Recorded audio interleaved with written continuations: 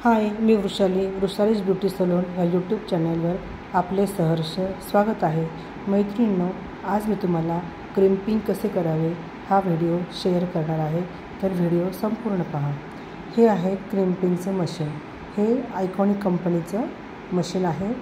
यामध्ये अशा सिल्वर कलरच्या प्लेट्स असतात। यामध्ये आपण केस प्रेस करून क्रिम्पिंग करू शकतो आणि याला अशी मोठी वायरसुद्धा असते, जेणेकरून आपल्याला याचं प्लग कितीही लांब असले तरी आपण ते लावू शकतो।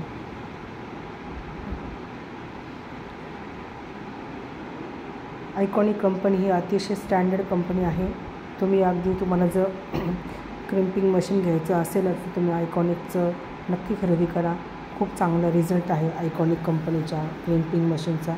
आयकॉनिकचं स्ट्रेटनरसुद्धा खूप छान आहे, तर तुम्ही नक्की ते खरेदी करायचं असेल तर तुम्ही हाच ब्रँड खरेदी करा। अतिशय छान रिझल्ट आहे। तर आता क्रिम्पिंग कसे करावे हे आपण पाहू। तिथं आधी इयर टू इयर सेक्शन करून घेतलं आहे आणि एक सेक्शन जो आहे तो मशीनमध्ये पॅक पकडायचा आणि वरून खालपर्यंत असे मशीन दाबत प्रेस करत ती खालीपर्यंत आणायची। नंतर सेकंड सेक्शन घ्यायचा, तो सुद्धा अशाच प्रकारे प्रेस करत वरून खालपर्यंत आणायचा। आणि जेवढ्या हेअर्सची आपल्याला हेअरस्टाईल करायची आहे तेवढेच तुम्ही क्रिम्पिंग करू शकता। म्हणजे इयर टू इयर्समध्ये तुम्हाला पफ करायचं असेल किंवा फ्रंट व्हॅरिएशन करायचं असेल तर तुम्ही इयर टू इयर किंवा क्राउन सेक्शन असा पफ क्रिम्पिंग करू शकता। किंवा आता ज्यांचे केस खूप पातळ आहे आणि त्यांना थोडासा केसांना व्हॉल्यूम द्यायचं आहे तर ते पूर्ण केसांनासुद्धा क्रिम्पिंग करू शकता। तुम्ही जर स्टँडर्ड कंपनीचे क्रिम्पिंग मशीन वापरले तर केसांना जास्त इजा होत नाही किंवा केस जास्त जळत नाही किंवा केस खराब होत नाही।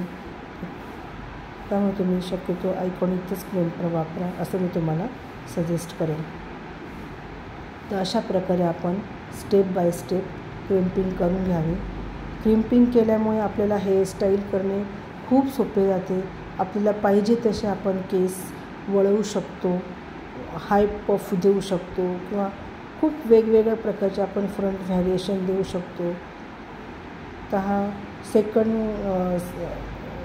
सेकंड साईडलासुद्धा तुम्ही अशाच प्रकारे सेक्शन बाय सेक्शन घेऊन तुम्ही क्रिम्पिंग करून घ्यावे।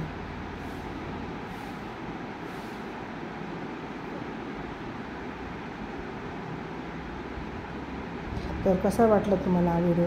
आवडला असेल तर नक्की लाईक, शेअर आणि सबस्क्राईब करायला विसरू नका। थँक्यू।